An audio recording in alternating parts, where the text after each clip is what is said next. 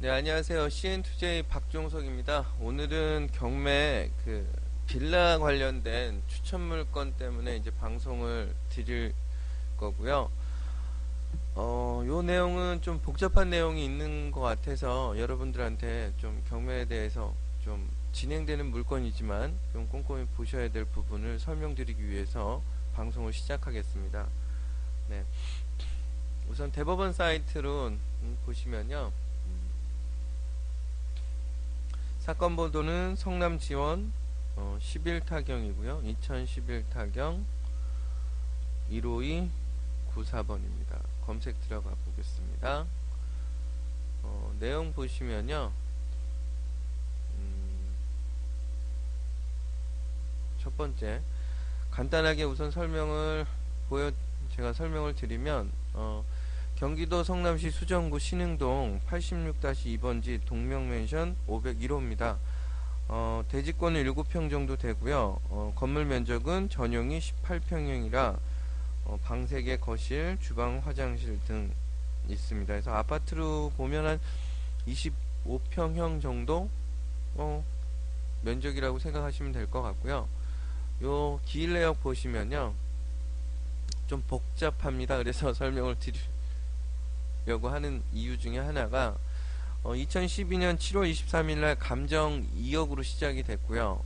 다세대 빌라 감정이 2억에서 유찰이 돼서 1억 6천, 또 유찰이 돼서 1억 2,800, 또 유찰이 돼서 1억 240만원까지, 그래서 총 51%의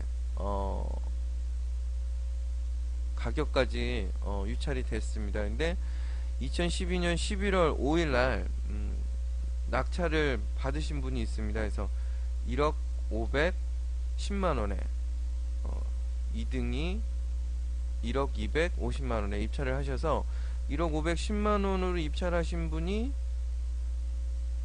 미납을 했습니다. 그래서 매각 허가 결정이 났는데 미납이 돼서 다시 또 재경매가 진행이 되죠.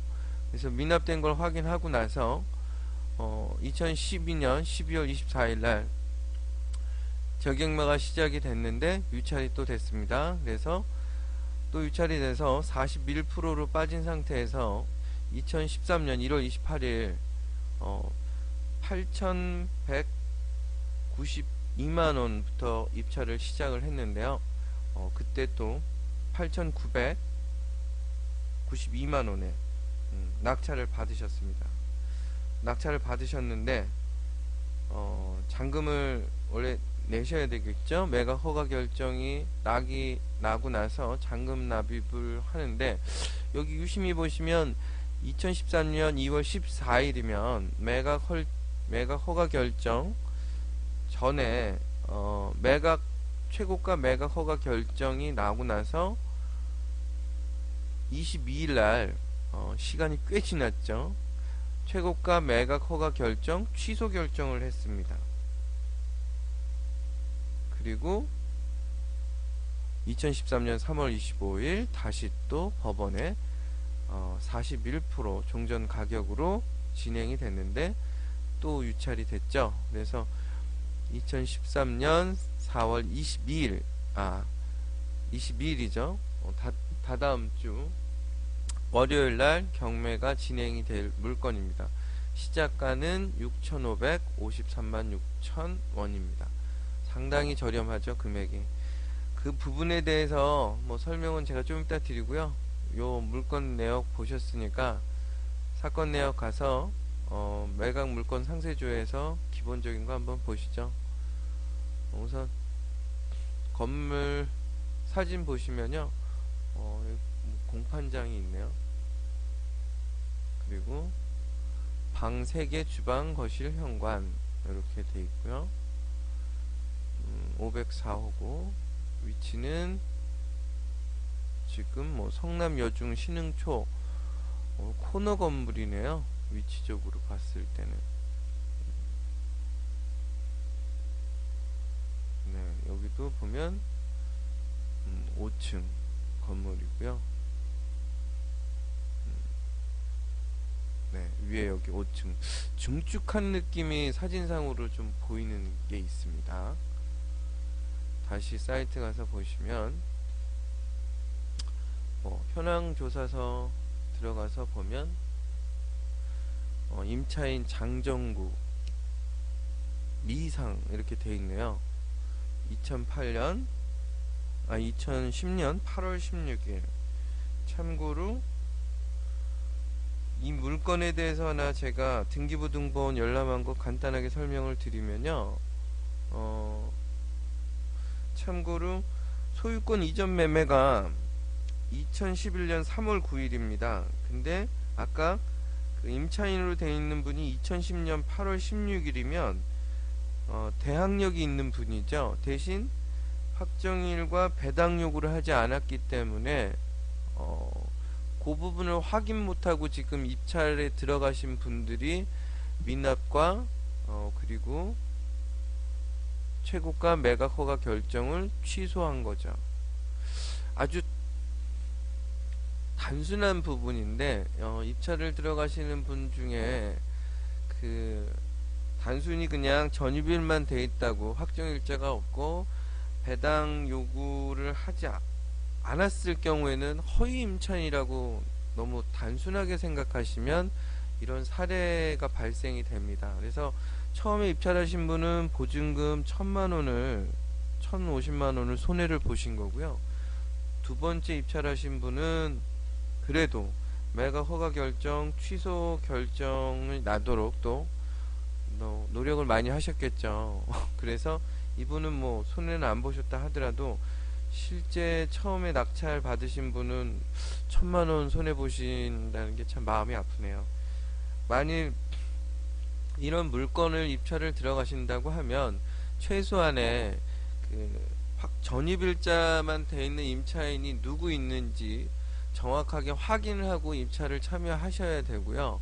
확인이 안 될 때는 입찰을 참여하시는 거를 좀 말리고 싶습니다. 왜냐하면 이 과정의적인 부분에 어떻게 보면 원칙상 정상적인 임차인은 전입일과 확정과 배당 요구를 하는 경우가 대다수인데 그렇지 않은 경우가 이제 저희가 쉽게 볼 수 있는 위장 임차인이라고 생각을 해서 입찰을 들어가시는데 간혹 위장 임차인이 아니고 실제 임차인인 경우에는 그 보증금에 대한 부분 대항력이 발생이 되기 때문에 추가 부담이 발생이 됩니다. 근데 단순히 이게 한 1, 2천 정도면 그래도 무리수가 조금 크지 않기 때문에 부담을 할 수 있는데 예를 들어서 감정이 2억인데 전세로 임차한 분이 1억에 돼 있다고 하면 부담이 많이 가겠죠. 그러면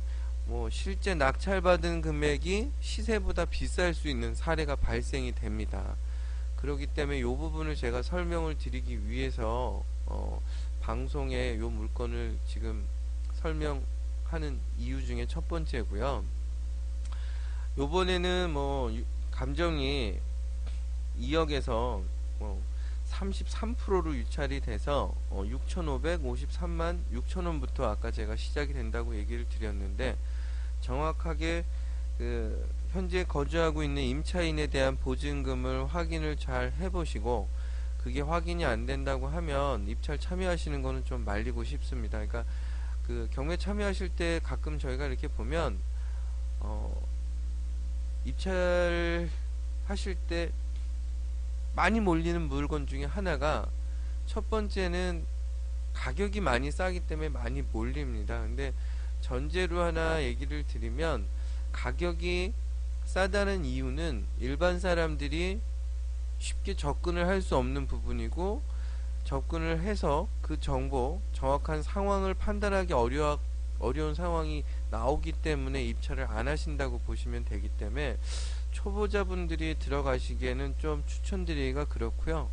구체적으로 임차 부분만 정확하게 어떻게 대항력이 있는 사람이 실제 진정한 임차인인지 아니면 허위 임차인인지 정확히 확인을 하시고 두 번째로 임차인이 진정한 임차인이라고 한다면 보증금이 얼마 있는지 그거를 꼭 확인하시고 예상 입찰 금액을 정하셔야지만 큰 문제 없이 낙찰을 받으셔가지고 뭐 명도까지 뭐 입주를 하실 수도 있고 또 시세 차익을 보는 매매도 하실 수 있는 부분이 발생이 되겠죠. 그래서 이 재매각되는 경우의 사례를 또 하나 더 초보자분들 위해서 설명을 드리면, 일반적인 그 경매 입찰할 때는 최저 매각 가격의 10%가 보증금이 됩니다. 근데 지금 보증금은 재매각의 경우에는 20%가 되기 때문에 원칙은 6,553만 6천원에 10%면 3,600원이 되겠죠. 근데 이거는 재매각이 된 경우라